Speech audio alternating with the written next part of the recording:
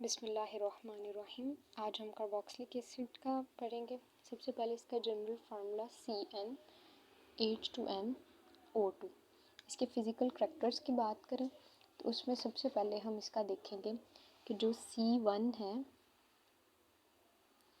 C1 से C3 तक they are colourless liquids और इनकी स्मेल होती है पंजेंट स्मेल। फिर C4 से C6 तक कलरलेस लिक्विड्स होते हैं।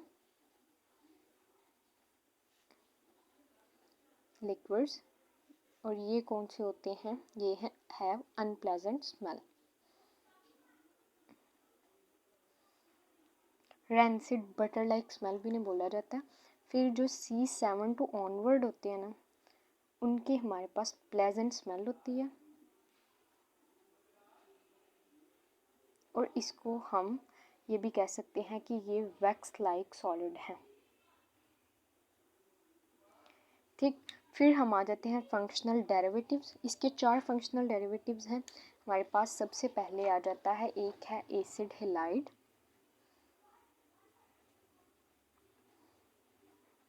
फिर हमारे पास आ जाता है एसिड अमाइड,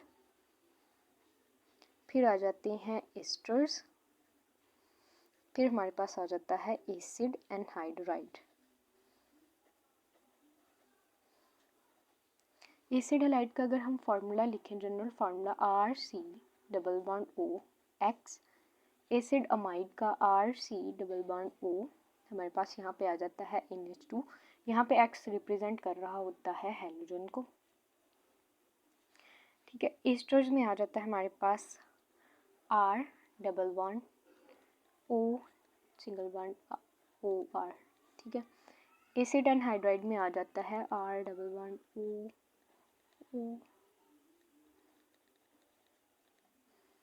ठीक है, फिर इसकी सॉल्युबिलिटी की बात करें। अब हम इसके सॉल्युबिलिटी की तरफ जाते हैं। जो C1 to 4 होते हैं ना, C1 से लेके C4 तक वेरी सॉल्युबल होते हैं ड्यू टू हाइड्रोजन बॉन्डिंग। फिर एक पॉइंट ये कि सॉल्युबिलिटी इनकी डिक्रीज होती है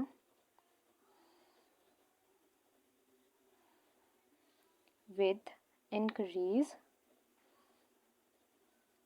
इन मोलर मास।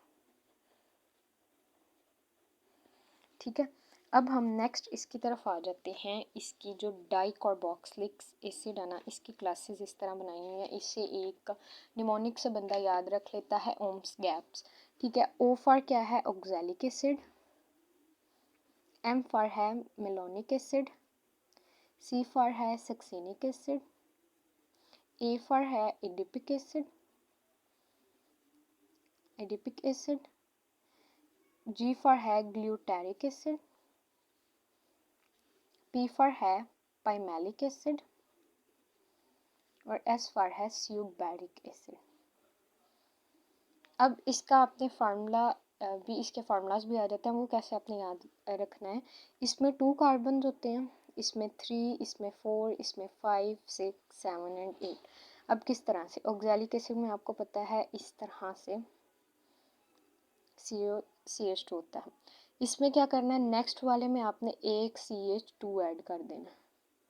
ये आपके पास मेलोनिक एसिड का बन गया। सक्सेनिक एसिड में क्या होगा? CH2 2 दफ़ा और 2 कार्बोक्सिलिक एसिड। आगे नेक्स्ट मतलब सक्सेसिव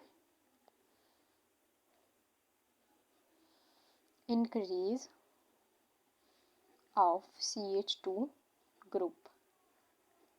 ठीक है, फिर इनके बॉइलिंग पॉइंट की बात करें तो इनके बॉइलिंग पॉइंट क्या होते हैं? High boiling point,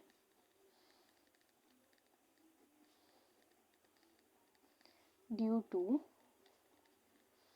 intermolecular hydrogen bonding. ठीक है, इनके बॉइलिंग पॉइंट क्या होते हैं? हाई होते हैं। फिर एक ये एग्जिस्ट एज अ डाइमर। जब इन्हें क्या किया जाता है? व्हेन डिसॉल्व इन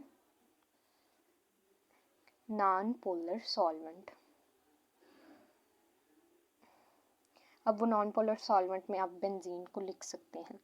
फिर इनका जो आपके पास बॉइलिंग पॉइंट है वो इंक्रीज होता है। Boiling point increase by increasing molar mass. ठीक है। फिर मेल्टिंग पॉइंट, तो मेल्टिंग पॉइंट जो होता है वो इंक्रीजेस इरेगुलरली। अब वो किस तरह, आपने ये याद रखना है, जो इवन वाले हैं ना, even number of carbon atom जिनके पास होता है उनका बॉइलिंग पॉइंट ज़्यादा होता है देन द नेक्स्ट हायर और lower odd number carboxylic acid. ठीक है। इसके एग्जाम्पल में हम अगर लिखें, पहले हम फॉर्मेल्डिहाइड लिखते हैं। ठीक है। फिर इसके बाद फॉर्मेल्डिहाइड मतलब आप दूसरे कुछ इंक्रीज कर लेते हैं, CH3 CH2 COH, मतलब ये ऑड में है, इसका बॉइलिंग पॉइंट कम होगा। आगे हम नेक्स्ट 5 कार्बन वाली अगर ले लें, उसका बॉइलिंग पॉइंट भी कम होगा, लेकिन जो इवन वाली होगी उसका बॉइलिंग पॉइंट ज़्यादा होगा, मेल्टिंग पॉइंट ज़्यादा होगा। इसका हम लिखते हैं -22 डिग्री सेल्सियस, जो 3 कार्बन वाली है। जो 4 कार्बन वाली है कार्बोक्सिलिक एसिड, इसका हम लिखते हैं -6 डिग्री सेल्सियस, और इसका है -36 डिग्री सेल्सियस। आपको पता माइनस में वैल्यू जितनी छोटी होगी वो उतनी ही ज़्यादा बड़ी कंसीडर की जाती है। Hope you like this video, please share and subscribe the channel.